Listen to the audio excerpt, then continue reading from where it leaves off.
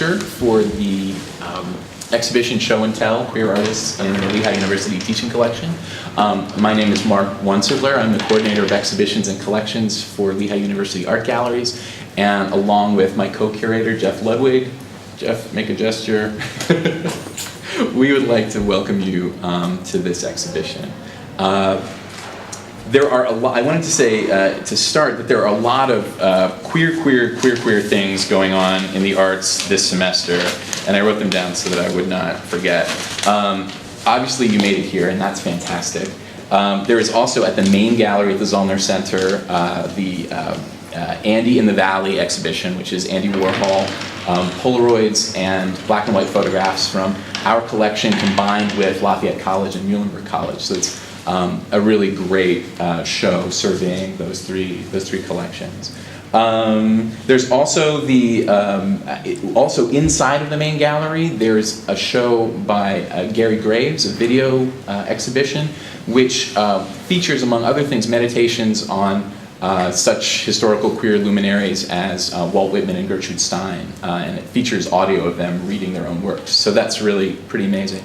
And then also in the Women Photographers show, you can see more works by some of the artists who are represented here. Women Photographers is at McGinnis Hall through December 16th. Berenice Abbott, Maria Martinez-Cañas. Jeff, help me out. Anybody else? At least those two. Those two, I think, are the only ones. And amazing other things. Yes. The whole history of women in photography. Very exciting. So that's what's going on in the galleries, but I wanted to ask Timothy to speak a little bit about events campus-wide in the next couple of weeks and months. Yeah.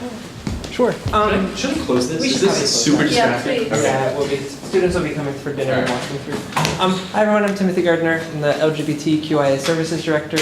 This month is LGBTQIA History Month, and some of the events that we have sort of coming up for the rest of the month is next week on Thursday night at 7 p.m. out here by the flagpole will be a Night to Live vigil, and the Night to Live vigil is a time for us to talk about the people who have suicide in our communities, and also those who have experienced violence in our communities as well, and to speak to that and to give voice to that.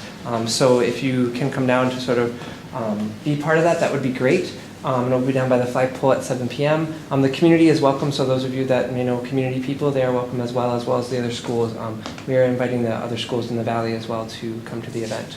The other two other things that are going on, some of you may know that over in Zollner, Anita Frankel and Melissa Farrick are coming to Lehigh, so that's pretty awesome.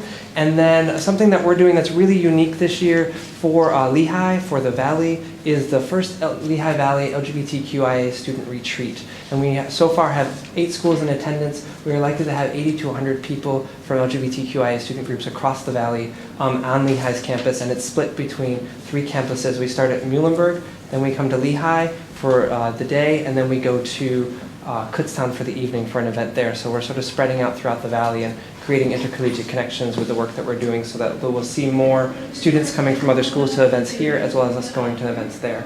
So that's November 12th. So please let your students know. It does go through November 11th is at Muhlenberg at night. There's a queer authors panel, so you can listen to queer authors speak about their work and how they're sort of relating to their work and the materials that they're doing.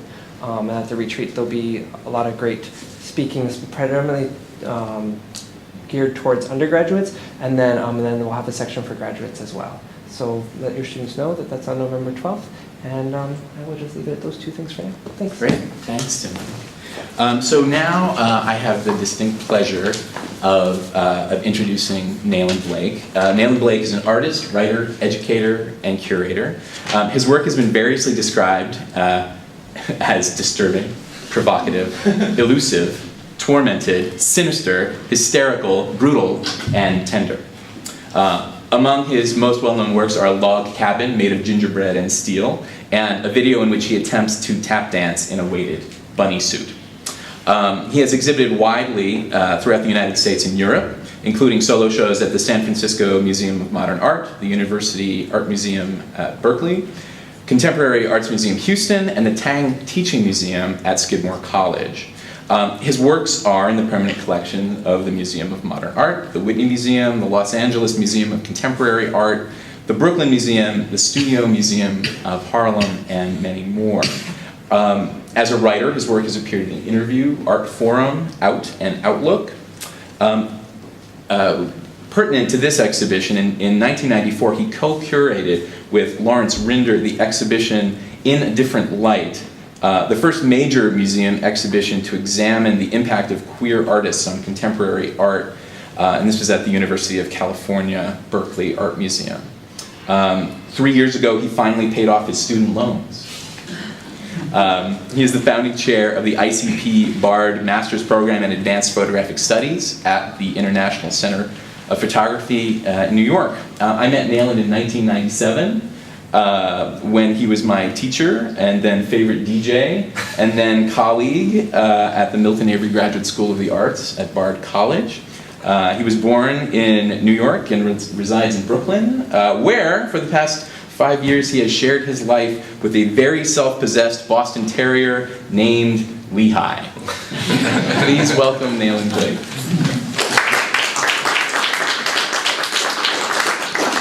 Thanks, and yes, that's not the only reason why I was asked to come here. That I have a dog with the same name, but yes, Lehigh University is her namesake. I didn't name her that, but I'm very excited. We got to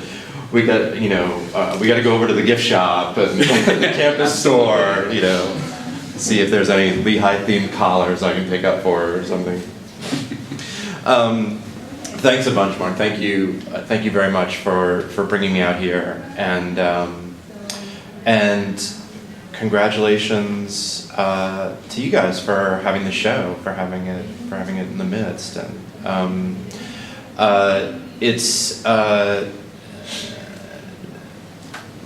think it's a great opportunity for me to be able to talk about these kinds of things. I'm someone who kind of stumbled into curating backwards from being an artist, but I also I think that there's something very particular about putting together shows like these. And so, I want to talk about the work that's here. I also want to talk about the act of making exhibitions like this and what it means. And I think that one of the things that I encounter a lot in my current incarnation, which is running this graduate program, and so dealing with master students, dealing with relatively young people, trying to think through how they're going to be artists on a regular basis, is that I see the ways in which things have shifted so much from when I was a teenager and an art student. And one of those big ways was that it was impossible to do an image search. Like, think about that for a second. That there was no way to virtually gather a bunch of images related to a particular word, or even made by a particular person, unless those things were sort of physically together in the same space. So, I was sort of walking through the show and thinking, like, at a certain point now I can pull out my phone, and I hope everyone has turned theirs off, and key in the word, queer pictures, and into Google, and thousands of things come up. That wasn't always the case. And I think that, so I sort of tried to put myself in the mindset of people, of the artists who were making these things. And I think one of the things that's kind of great about the show, and Mark and Jeff and I were talking about it a little bit beforehand, is that for us now, sort of standing here, it looks a little monolithic.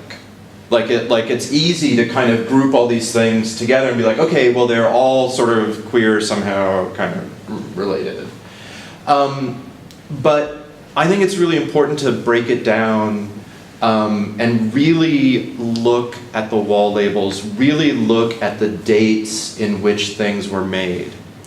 Because decade by decade, what people thought they could say, what they were referencing, how they could identify themselves, what they hoped would be a clear signal, what they hoped would remain hidden, changed radically.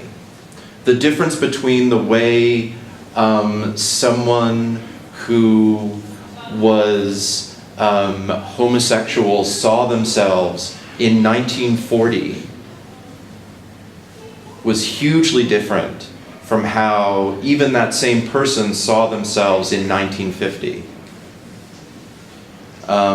The difference between that and how someone saw themselves in 58, in 68, in 78, in 88. Vast differences in what those people were referring to and what they felt comfortable not even publicly disclosing.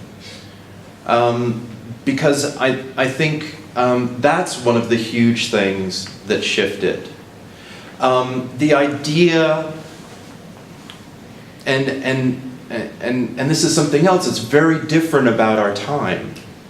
Imagine a time where less than 1% of the people had a declared identity that extended beyond their immediate social circle.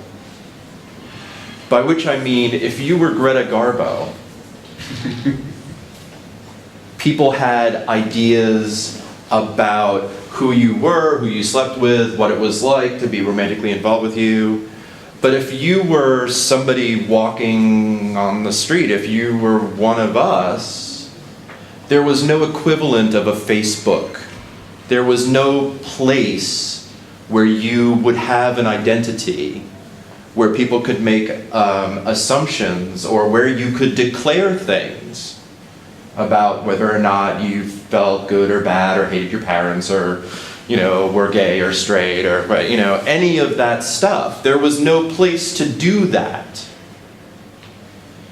So one of the things that people did is that they made those declarations by making things. And one of the things that happens as someone who makes art, part of what you're doing is you are identifying yourself tribally. Sometimes in some eras that tribe is organized around an idea of sexuality. Sometimes it's identified around, or it's organized around an idea of the type of work that you find interesting. Sometimes it's organized around your relationship to history, right? So for George Platt Lyons, the identification of being a person who looked at the classical tradition, the sort of weird German version of the Greek classical tradition that came out of the late 19th century. That was a way of indicating your cultural position and potentially your sexual interests. For that generation, ancient Greece was a touchstone because there had been scholarship that unearthed the very kind of the sort of same-sex valences in Greek culture. So to connect an image with the classical tradition in some ways was a kind of declaration. It was a safe declaration because it also allowed you a lot of wiggle room, right? It allowed you to put that image out to potentially alert other people who might share a similar interest, but not to necessarily alert the attention of people who might want to put you in jail, who might want to physically assault you. It's those kinds of coding, of being able to say two things at once, is one of the things that's really valuable about making art. And I think one of the things that happens a lot for us at the present moment is those are the things that are hardest to maintain around the object. Those kinds of cultural auras are the things that fall away quickest from an art object.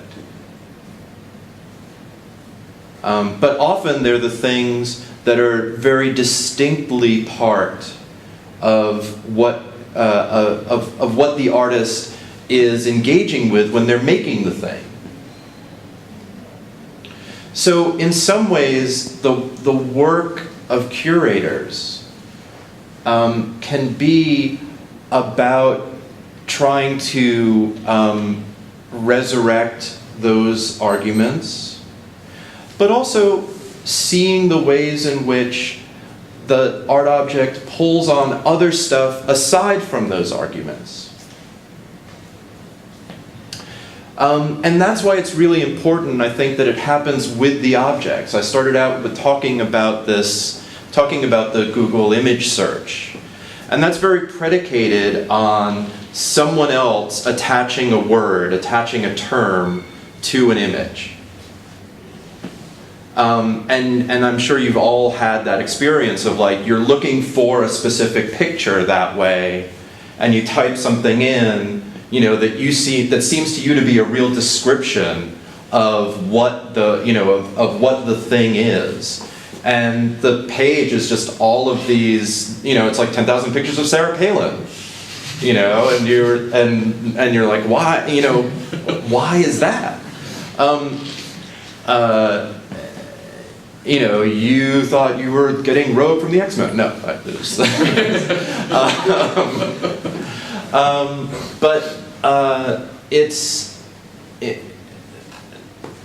that's the sort of thing that is very problematic about current digital culture, is that it allows us to have the idea that the work is kind of already done, that all the stuff is out there, that we don't need to bring it together.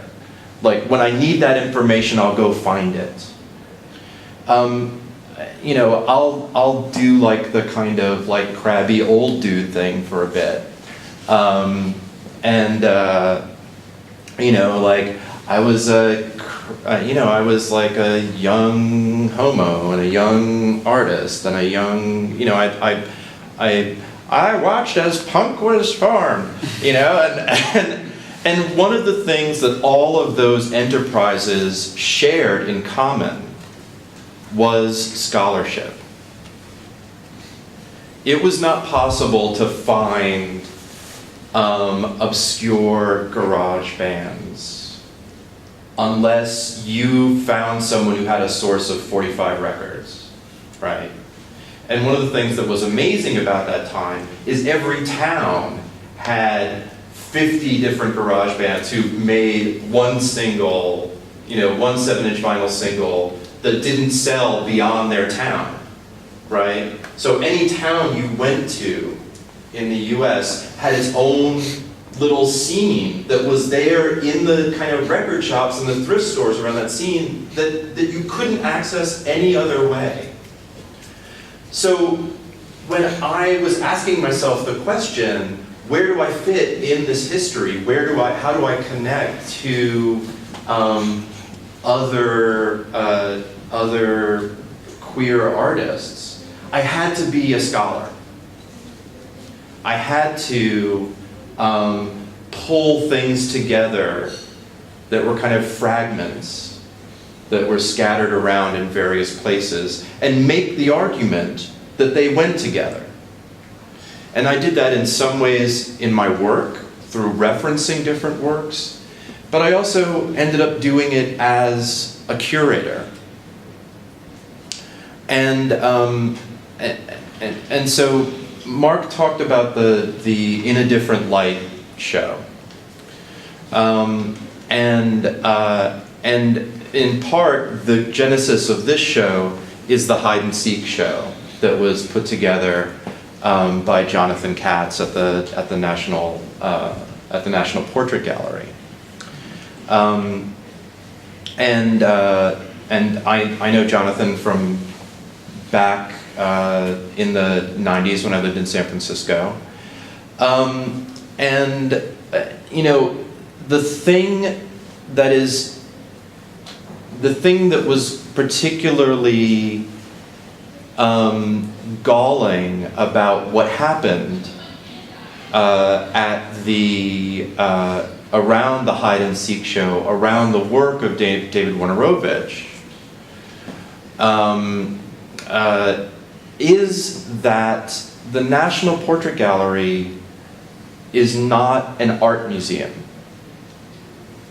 The questions, the arguments about artistic freedom or artistic expression were not the right arguments to be having about that. The National Portrait Gallery is a history museum. It is a museum of American history that tells its story through portraiture.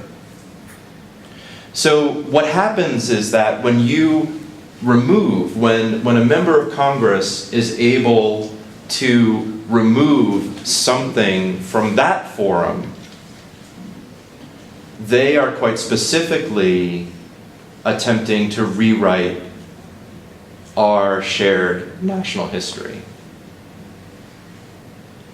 That's why this stuff ends up being important. Because in the absence of those things, we tend to think, oh, okay, well that stuff's all sort of online anyway. I mean, we didn't get to see it there, we'll get to see it someplace else. It doesn't really work that way. The object still means something, and means things in a complex way that the YouTube clip will never mean.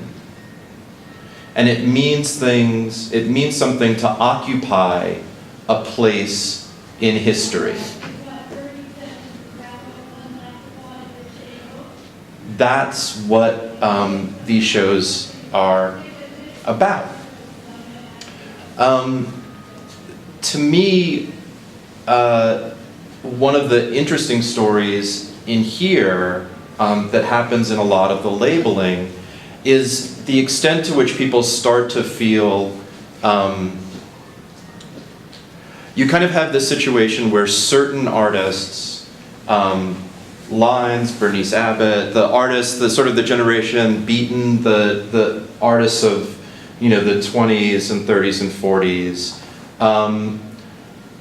have this kind of very self-enclosed bubble within which they develop a kind of highly coded language and are fine with being, in essence, out to each other. But I would argue that there wasn't really a notion of being out at that point, because we didn't have this kind of public forum in the way that we do now. We didn't have a kind of notion of a kind of public space that people had access to who weren't like the incredibly famous. So you had a small group of artists who were all sort of around each other in Europe. They had similar sets of cultural references. They had things that they liked. They made images for each other. They slept with each other. They wrote about each other. They took pictures of each other. And then, in essence, a lot of it happened around Europe because it was a kind of haven from American Puritanism. And what was perceived also as a lack of historical understanding on the part of American culture. And then World War II hits, and these artists see things like, states being willing to murder whole sections of their population, based on sexual preference or based on cultural identity. On one hand, there's this huge militarization of world culture, and a kind of mechanization of warfare that had never really happened before. Kind of amazing because it mobilized huge populations of people that were kind of thrown in together and had to had to interact in ways that they would never have interacted socially previously. Very disrupting. And in a sense, for many of the people of that generation that succeeded the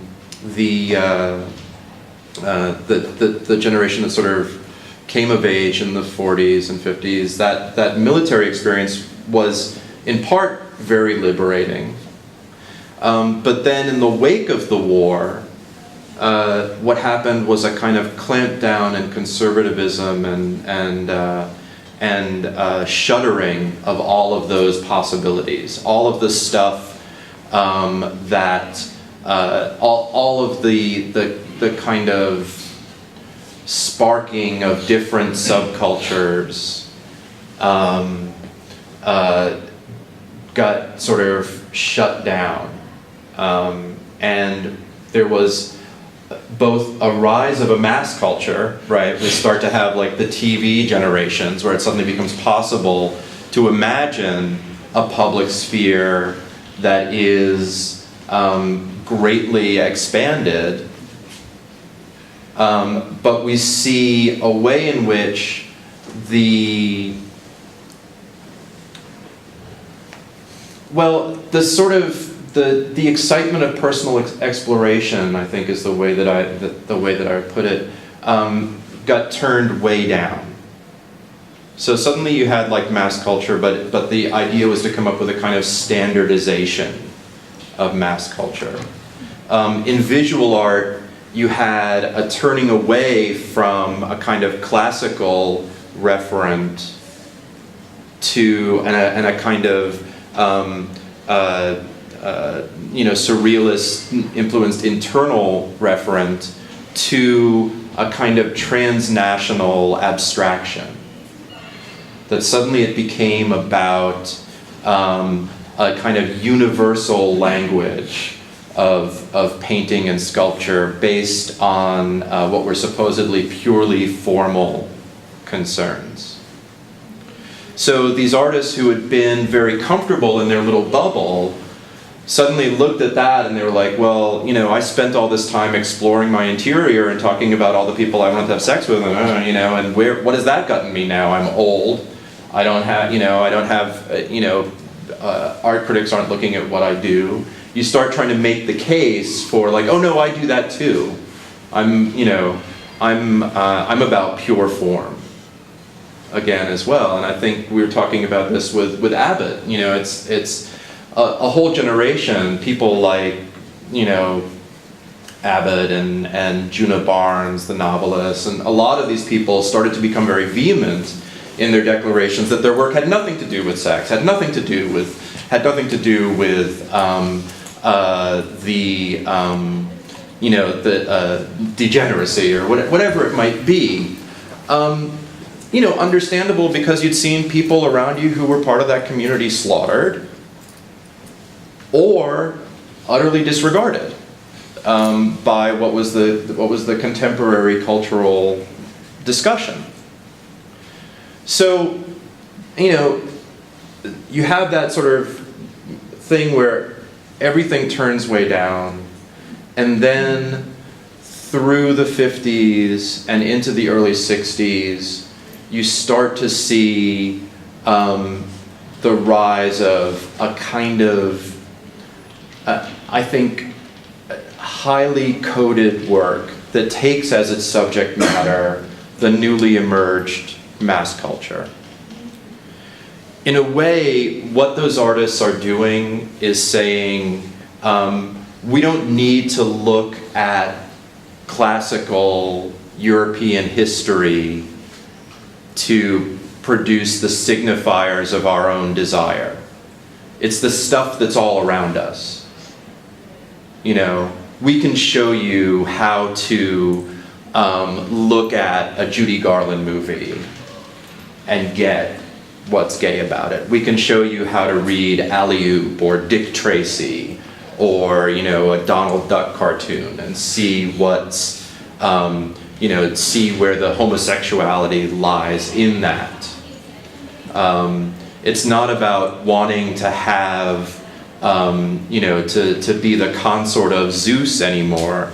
It's about, you know, wanting to be the, you know, the consort of James Dean, right? So that, you know, or Elvis. And that's what you start to see in Jasper Johns and Robert Rauschenberg, and you know, Larry Rivers and sort of that generation of artists. The thing that's going on there again is this again,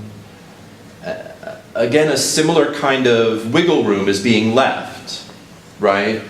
Because the flatness with which those cultural references were being approached gave you the wiggle room to say, like, well, no, it's the thing that's everywhere. It's just you know, it's just a can of soup. They're every place. That's what's great about them. It's not. There's nothing gay about it, right? I mean, you know, also those are the artists who really came to a kind of prominence. You had another batch of artists of a similar generation who couldn't turn it off, you know, to that extent, to be able to succeed that way. They couldn't make the case. And those are artists that subsequently we know a lot less about. But they're the artists that it's well worth our while to attempt to retrieve. So, you know, you have this situation through the early 60s, and then you come up with a generation that's that much more comfortable with it. That for whom the McCarthy trials and the sort of all of that stuff of the 50s is a distant memory, if at all. And for them, the notion of producing work as an index of identity starts to really come into its own. You know, one of the things that happens around Stonewall and around and around the early feminist movement and around the Black Power movement and the other movements, identity-based movements in the U.S. is that there's a renewed idea of a public space. It starts to get to be important to declare yourself to a wider public. It starts to become possible. Like suddenly there's less of a gap. There's a different emerging middle space that's starting to happen. And it's happening through magazines. It's happening through specialty bookshops. It's happening through people starting to get access to public spaces where they can congregate and meet each other. And so that declaration can be less coded and more sort of open, right? You start to see someone like Dwayne Hansen, for example, who Dwayne Michaels. That other Dwayne. You start to see someone like Dwayne Michaels for whom the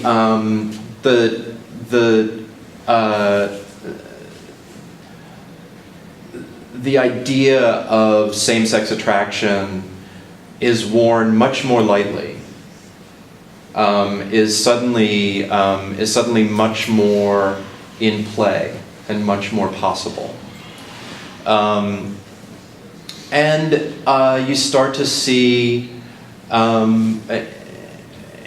subsequent to that, you see someone, like Herring, for whom it's not a problem, in that sense. The problem becomes something else. The problem becomes survival in the face of open hostility. I think one of the things that has never really been written about is that there was a real generational split that had formed within the gay and lesbian communities that utterly got put on the back burner because of the AIDS crisis. You had a generation that in essence was the Stonewall generation that was actively involved and saw the importance of building community, of building spaces. Like after having seen this sense and through the 50s of being under attack, started to actually make things. These bookstores that I talked about, these magazines that I talked about, started making institutions. The idea was, okay, if this mainstream institution is not going to recognize us, is not going to provide our needs, we have to build our own. And you had an interesting time in the US, at least, where the economy was kind of picking up in certain senses, and more people had access to the wherewithal to make institutions. And things, and groups like the Beats showed the kind of cultural power that resided in not being mainstream, in creating your own alternative institutions, if you were. So there's that generation that gets very invested in a kind of identity that's built on pride, that's built on constructing institutions, that's built on the scarcity of what was around, that was identifiably out, and how important it was to shepherd that, and how important it was that to make sure that survived no matter what. And then you had the generation that came up after them, which is the generation that I consider myself part of. I was born in 1960, for whom those institutions were already in place. By the time I was old enough to understand about it, you know, Christopher Street already had a gay and lesbian center. So for me, it was an institution like any of the other institutions that I looked at. And I didn't necessarily feel more invested in it or feel like it was better just because it was gay and lesbian. That's the generational split that I was talking about. And if the AIDS crisis had not happened, there would have been, I think, huge dissension among people. I mean, what would be now called kind of like the queer generation. You know, there would have been a much more antagonistic relationship within that community if there hadn't been this health crisis that made everybody go like, wait. You know, there's a much greater threat here and people have to make common cause. And then we have, you know, the generation that's after mine, for whom these particular ideas about identity are much more fluid, for whom the arguments are, I think, a little bit hard to recover. You know, I think about the wall label that's there next to the Warhol print, which is, you know, kind of resurrects the argument of like, well, Andy, you're just too swish. That's why, you know, that's why Robert and Jasper won't talk to you, or why they won't pay attention to you, because they're afraid of how Nelly you are. And how weird, like looking at that work, you know, looking at that Warhol print, and looking at the Rauschenberg print, and looking at the Johns print, and going like, how are these things supposed to somehow be seen in opposition to each other? They look so much to be deriving from the same ideas. How is this one so much Nellier than the other ones? I think that's partially the way that younger people are starting to see these circumstances now. That it's that, like, what's the big fuss? Like, yeah, I could say this today, I could say something else tomorrow. And the question becomes more about not whether or not you come out, but whether or not people use that to bully you. You know? I would, I want to say one other thing about the hide and seek crisis, whatever that whole thing was that happened last fall. I'm kind of a paranoid guy, and I don't believe things necessarily happen by accident. One of the things that happened through the 60s and 70s was that artists and queers and people of color and women empowered themselves. They moved into positions of management in cultural institutions that they had never occupied previously. They had access to funds that they had never had access to previously. So many cities around this country started gay and lesbian centers, started Hispanic cultural centers, started women's cooperative galleries, started women's health services in the mid-70s, you know, coming up to now. That was a huge increase in people's power. The 80s was very much about the rollback of that. And the culture wars, as they're called, the late 80s, the religious conservatism that attacked the work of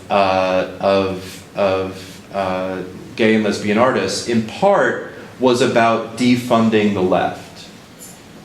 It was about removing federal money from those institutions that had been built to promote the independent arts. It's no surprise to me that the hide and seek scandal arose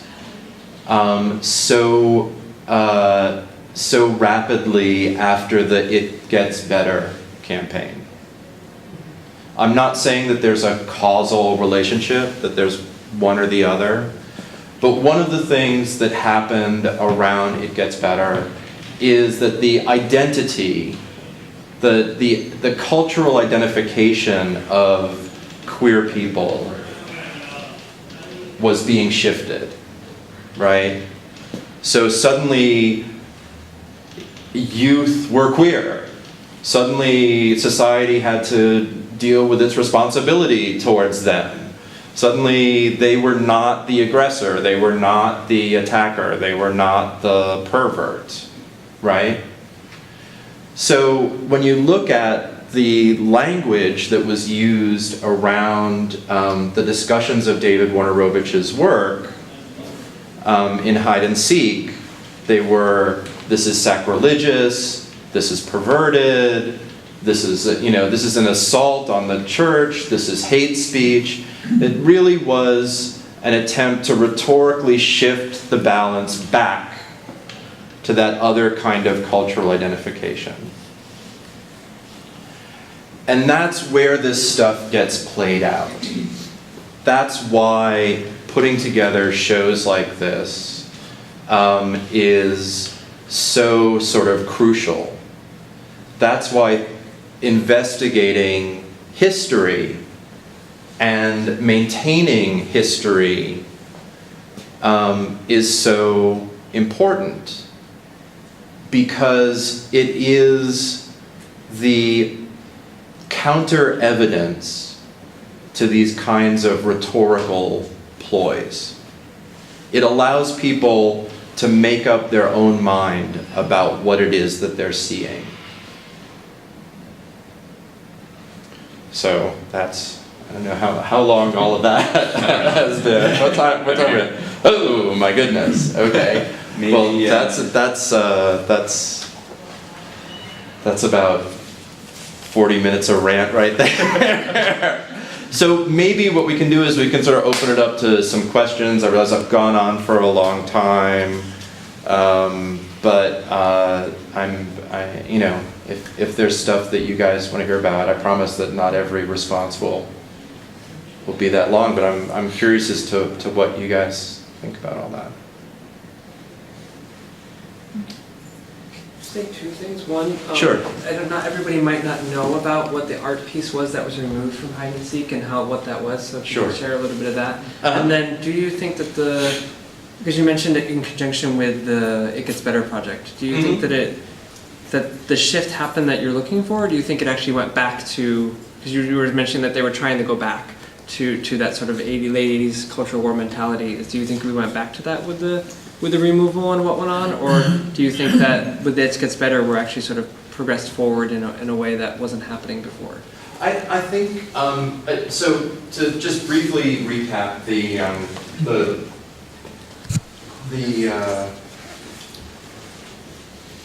hide and seek issue. The show, in general, looks at gay and lesbian imagery in art throughout American history, but mostly the 20th century. The curator of the show took a 13-minute film that the artist David Warner Ovitch made during the time that he was on his first trip to Mexico. Warner Ovitch was a New York artist who did a lot of work as a graffiti artist, as a performance artist, and is a really amazing writer. and he made this film, and he was going to Mexico that looked at a lot of different aspects of Mexican culture, wrestling, religion, a lot of different things, kind of combining it into his own personal iconography. But he never essentially finished the film. There's a 13-minute segment that's in his archive. The curator took that 13-minute segment and combined it with two things: a 4-minute segment of footage that was sort of related, but which was also shot at a different point, and an audio recording that Warner Ovitch had made of an ACT UP protest that he was participating in. Warner Ovitch had never said that these things went together at all, but the curator kind of put them all together and then edited them down to 4 minutes of footage, which he was displaying in the show on a video kiosk. 10 seconds of that footage has there's a whole sequence of different objects that are like on the ground, and with ants crawling on them, and Warner Ovitch used the image of ants a lot. One of those is a crucifix. So there's 10 seconds of like crucifix with ants walking on it in the midst of this 4 minutes. That was the footage that was objected to by, for lack of a better term, a professional rabble-rouser who alerted a congressman, who then alerted the head of the Smithsonian Institution, which is the person that is in charge of the National Portrait Gallery. And he then went to the directors of the National Portrait Gallery and demanded that it be removed. So one of the things to know there is that this person who objected initially had never seen the show. But like in the 80s, these conservative groups do something where every year they put out press releases that are like, your tax money going to fund this horror. And they do it year in and year out. They did it about, various things that federal government had funded the previous year. It's what they do. It's how they keep themselves in business, is to send out these kind of calls, to their public. And every once in a while it gains traction. Somebody picks it up and something happens with it. There's any number of years where they do it and nothing happens. But that was the thing that generated the first set of the culture wars, was the willingness of certain members of Congress to apply pressure and to act on these things. And this time around, that's the way that it happened in relationship to Warner Ovitch. So,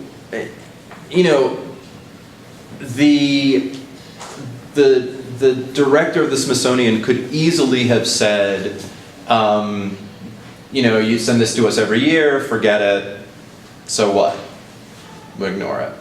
The fact that he blinked this year is what made the story grow.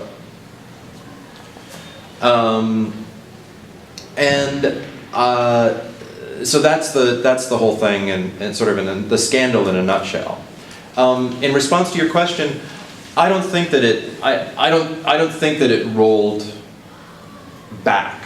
I don't think that it erased the gains that it gets better campaign made. Partially because people are past the point of that kind of outrage. I mean, as we're seeing with Occupy Wall Street, people are much more outraged about not being able to have a job and not being able to, and the sort of income inequities in this country than they are about like what's hanging in the Smithsonian on any particular day. So I don't think, I'm paranoid, but I also believe that it gets very hard. Something really cataclysmic has to happen for people to become uncomfortable with something that they have become comfortable with.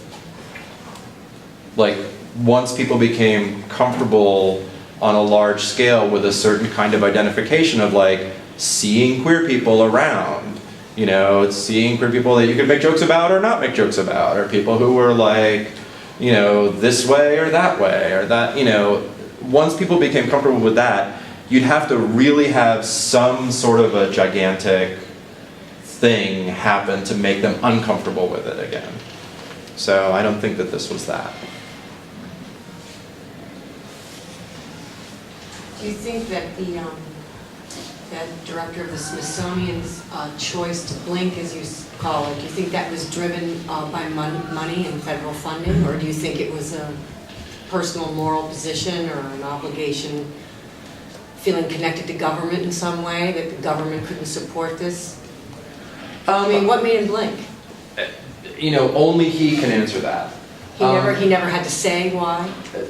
He's been interrogated any number of times, but has never quantified what that decision was.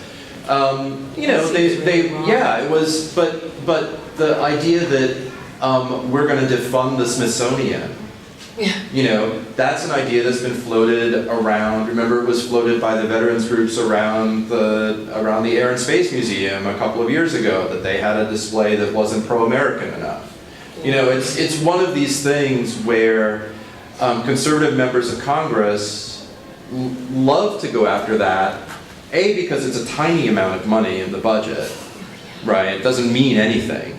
But B, it's a win-win for them. They look tough on federal spending, and they look tough from a values standpoint. So, of course, they do this stuff all the time. But only by a certain group of people. Yes, Certainly not yeah. tough to me. Well, the people who vote for them. I mean, that's the people who keep electing And I them. just keep praying they're in the minority. Sometimes they are, sometimes they aren't. I mean, as we saw in the late 80s and early 90s, they were in the majority. They were able to certainly like swing enough people. I remember the NEA used to give grants to individuals. You could get a grant to make your work, and that was it. You'd send in a bunch of slides and you could get a grant. I mean, that wasn't everybody who sent in slides, but you didn't have to be allied to an organization. You didn't have to be, part of a project that was sponsored by someone else. So that meant that someone who was like in a farmhouse who never had to show up their work at all, could get money from the federal government to make things. That's the thing that went away as the result of the first culture wars, right? That was the program that got eliminated. So, it goes back and forth. I also wonder whether or not in this specific case, whether it was the thing that caused him to quote unquote blink, was that the attack came in sort of a sideways attack. It wasn't the usual, oh, look at these queer people, how degenerate they are, it's a morally degrading. This was, the attack was also couched in, it was an attack on the church. Right. In some way, and then What does the government have to do that with it was church? well, but it was an attack in some way to say, why is federal funding going to what they turned around and said this is hate speech against the church, and it wasn't directly about the queerness of the exhibition. It was the attack came in this other way, and Right. it came in the terms of this. This was an attack on the church, not degenerate art. I mean, necessarily, but there were a huge number of missteps. I mean, we did a panel at ICP while the scandal was still going on with Jonathan, where we showed the Warner Ovitch footage and had people who knew him and talked about the whole project. And then, Jonathan Katz, the curator, was there, and he should not have done what he did. He shouldn't have. He shouldn't have edited the footage. He shouldn't have made that thing that he made, basically. But above and beyond that,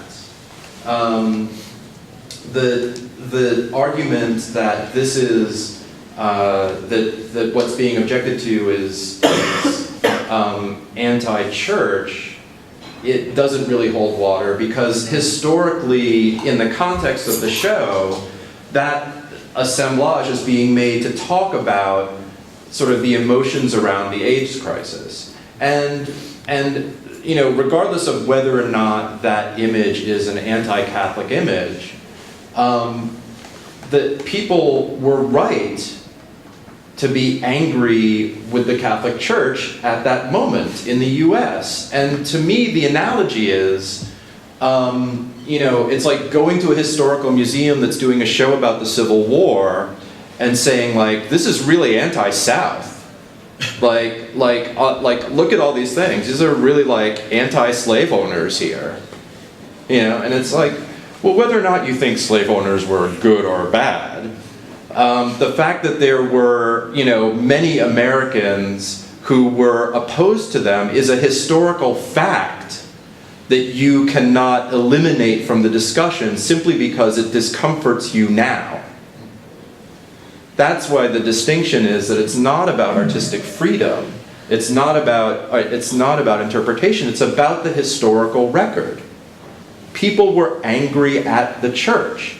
Now, this thing might have been made in part out of that anger, but to somehow imagine that you would wish that anger away by eliminating it, by falsifying the historic record, is the thing that should be beyond the pale for any museum that presents itself as the repository and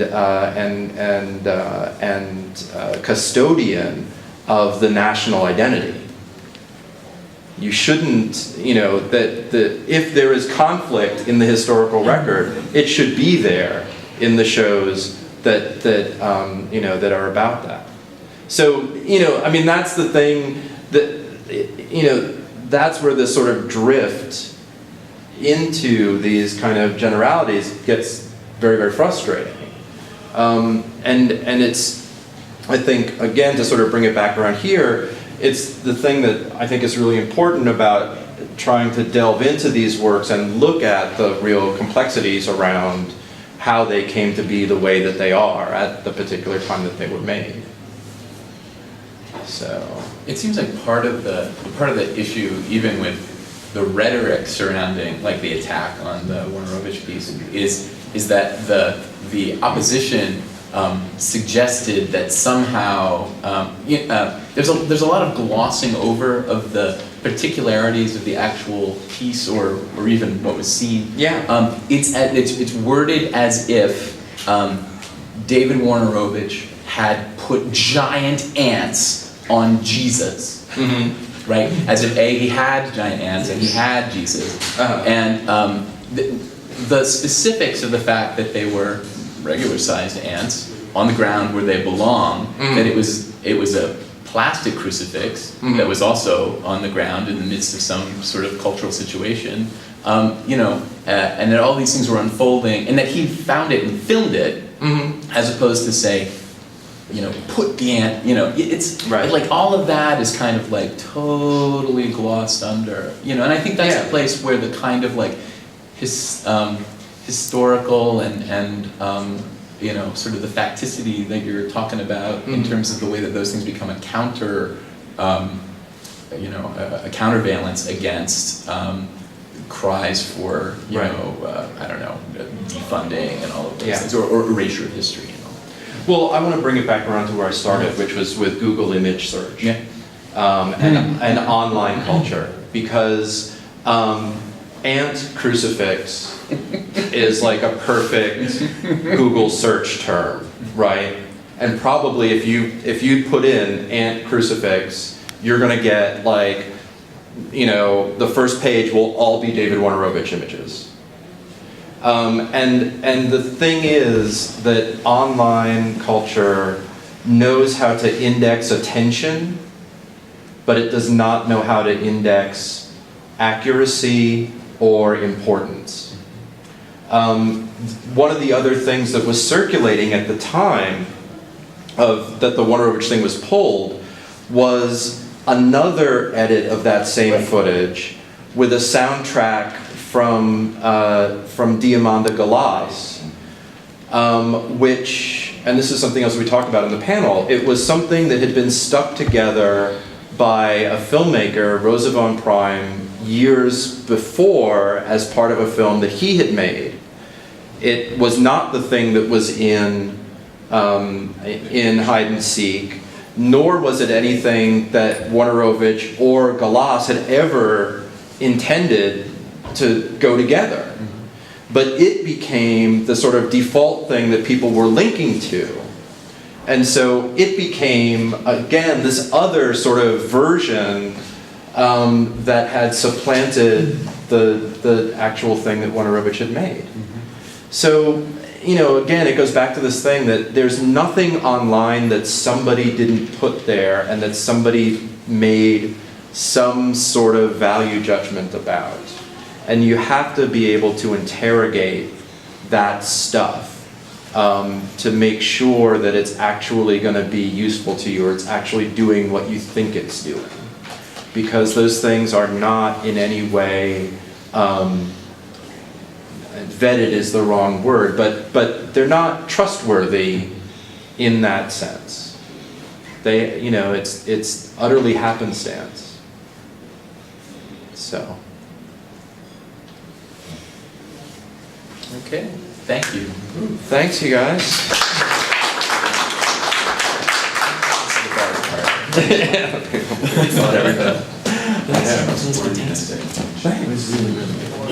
think it was probably better than having this kind of particular strategies and things like that. To give the context that people can go into. I was hoping that it sort of gave you for why you read it.